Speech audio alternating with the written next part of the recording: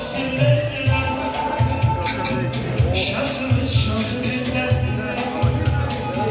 Bütün gece bekledim diye yine sabah oluyor.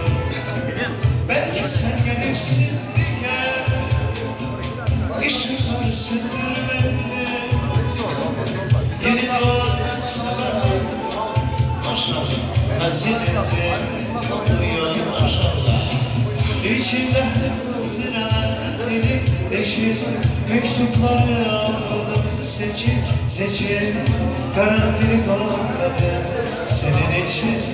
Odam hasret kokuyor, aynanın karşısına geçip kaderime anladığı için gönül sayfanca açık seçip senin adın yazıyor.